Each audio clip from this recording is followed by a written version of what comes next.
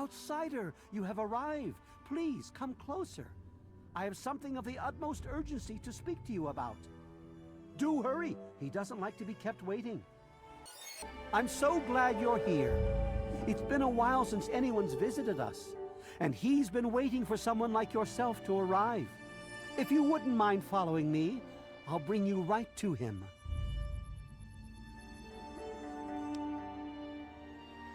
I'm sorry.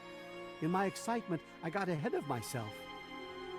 I'm Tree Father Birch, and I have the great fortune of being leader of his people, the Tree Minders. Beyond that gate is our home, Oasis. Yes, we're the Tree Minders. We're his people. If you'll just follow me inside, to the pavilion, all will be explained.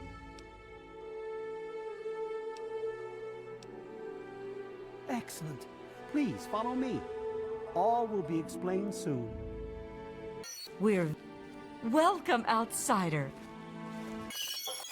We will speak once we've arrived in the pavilion. Not to worry. All will be explained.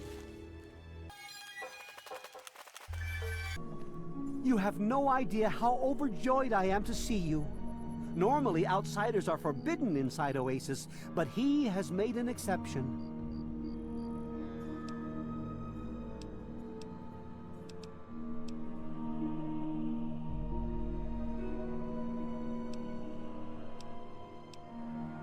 The innocent creatures are drawn here by his gifts. They come from across the wasteland to live in this sanctuary. This part of the world is healing, my friend, and it's all thanks to him.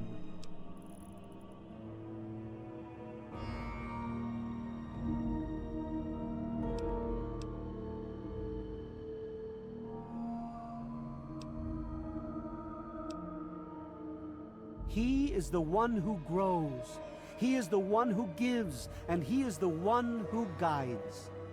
No one speaks his name out of reverence for his majesty. Thanks to him, the Tree Minders have a home.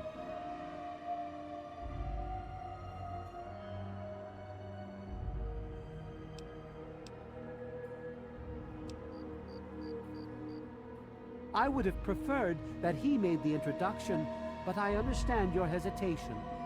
The Great One is a God tree. A living, breathing, speaking God tree. The Tree Minders are blessed to have this being watch over us.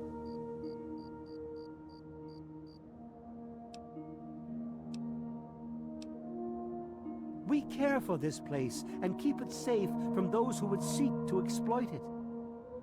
He gives to us, so we give back to him. It's an arrangement that's worked well for almost 2 decades. We shun technology and embrace nature. That's the life of a Tree Minder.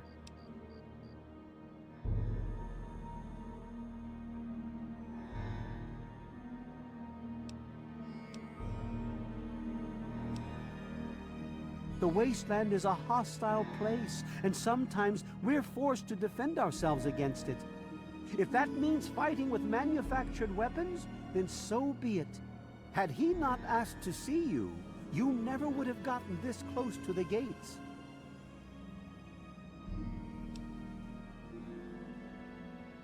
Yes, indeed it does. Sorry, I don't speak to outsiders very often, and I tend to get lost in conversation. As you approached Oasis, he said you were coming, and I was sent out to meet you personally with a request. He wishes to meet with you. You'd be the first outsider to do so in a very long time.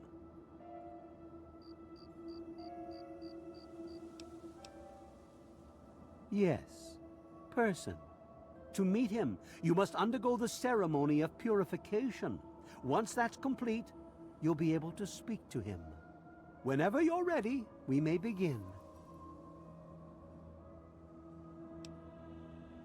It's simple, really. You drink the sap from the basin here in the pavilion. The sap will purify your mind and body of anything harmful that could possibly hurt him. I assure you, nothing harmful will happen to you.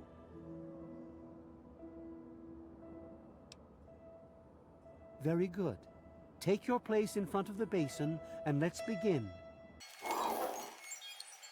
As soon as the rest of the tree minders are in place, we'll begin.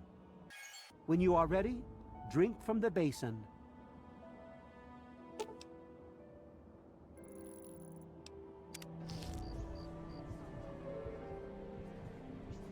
We will now recite the blessing to ward off any harm the outsider may be carrying before he proceeds to the grove. I bid you depart, agents of destruction, through the power of his divine will. Leave our homes and bodies immediately. Live no longer in them, but pass over into places where you can harm no one. In the name of his frondescence, I call his wrath upon you, so that wherever you may go, you bear it with you. And, diminishing from day to day, you may disappear, except where you serve the health and good purposes of mankind. May no trace of you be found. All this, may he be so good as to grant us, who is to come to judge the living and the dead, and the world by his verdure. Amen. Soon, you will pass peacefully into sleep, outsider. And when you awake, you will witness his glory firsthand.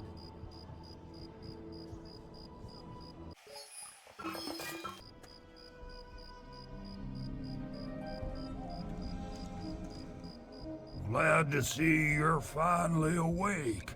I can't believe they made you do that stupid ceremony. They listen when I talk, but they don't hear. You know what I mean?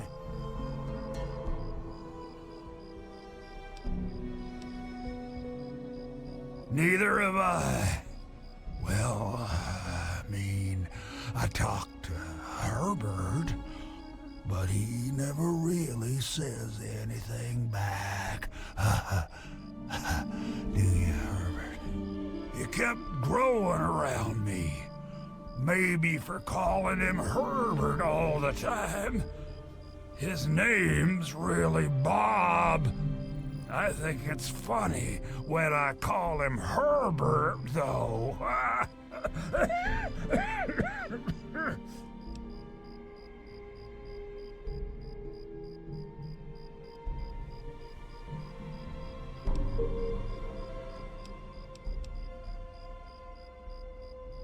Well, I suppose you could look at it that way.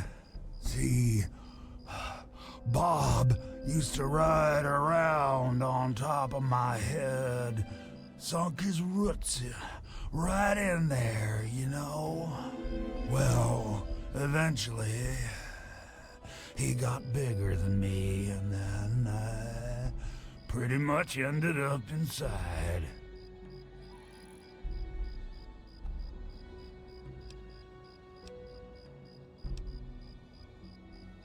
It was a long time ago.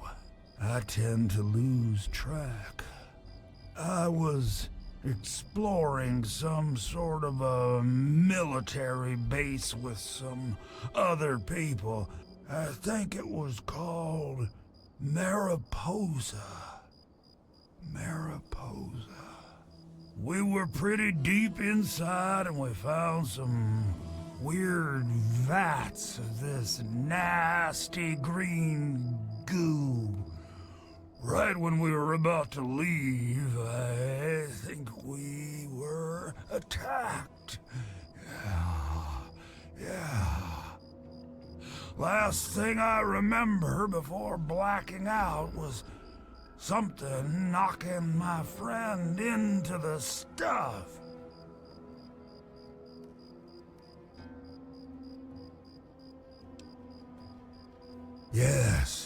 Yes, I do. Or, I guess, we do. Me and Bob, that is. I had you brought in here to ask a very simple favor. Would you please kill me?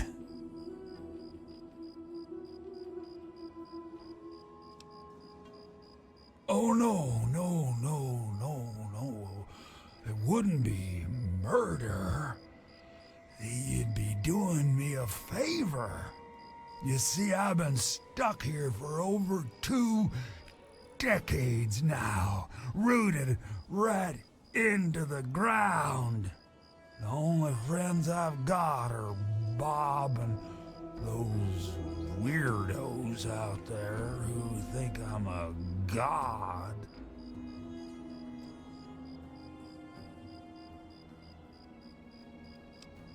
How to put this?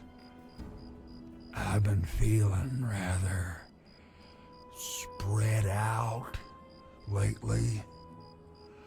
I think Bob's kinda shoved my insides around some. It's hard to tell where everything is, but it's always that way with one's insides, isn't it? Anyway, I believe Bob's carried some of my organs into his root system.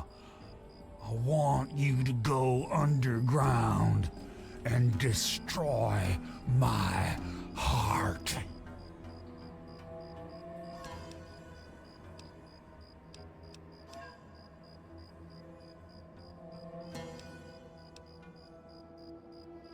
Oh, no, don't worry about them.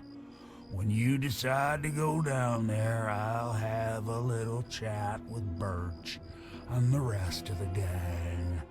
They usually don't understand a word I say, but I'll make them come around.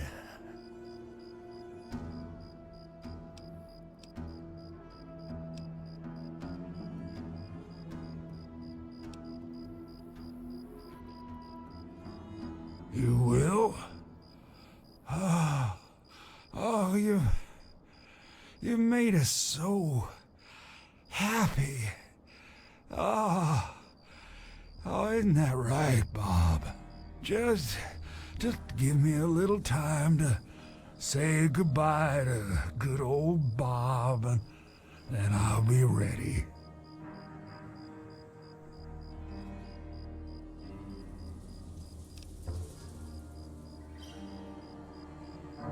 No. Herbert is the tree. Bob is his real name, but I call him Herbert because I think it's pretty funny. But I'm still in here too. What's left of me? The name's Harold.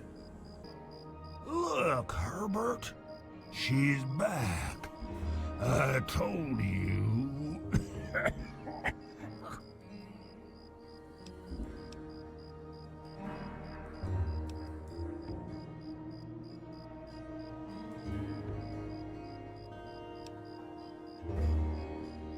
I've been literally rooted to this spot, thanks to Bob, for maybe 20 or 30 years.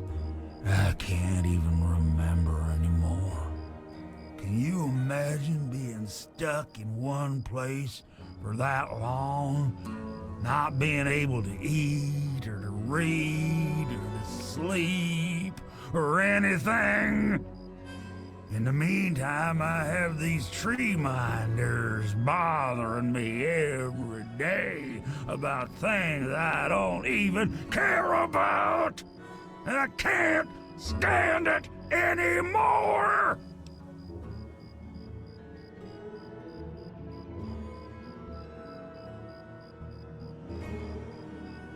I knew you would. That's why I picked you when I saw you coming.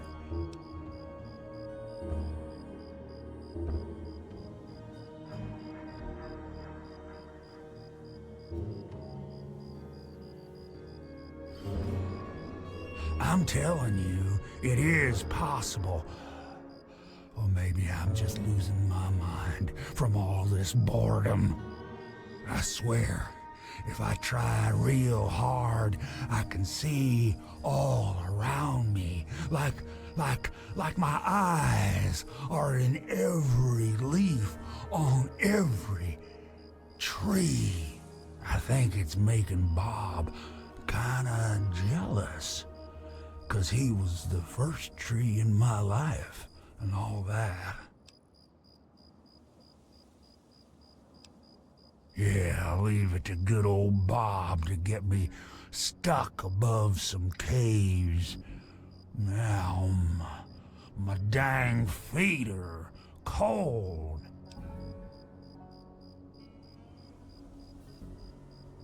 Sometimes I feel stuff tickling me, but I think that's just Bob getting back at me for all the times I called him Herbert.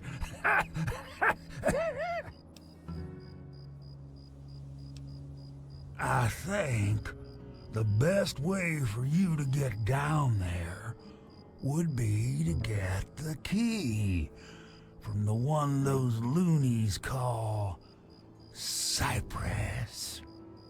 There's supposed to be some old gate or something back in the other grove. Okay.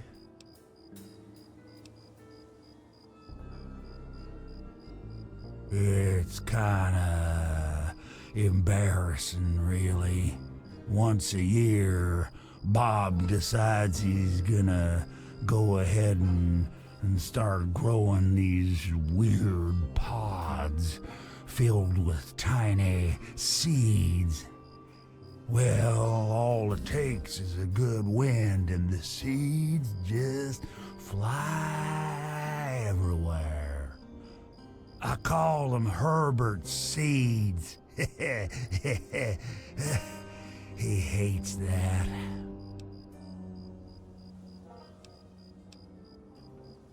See you later.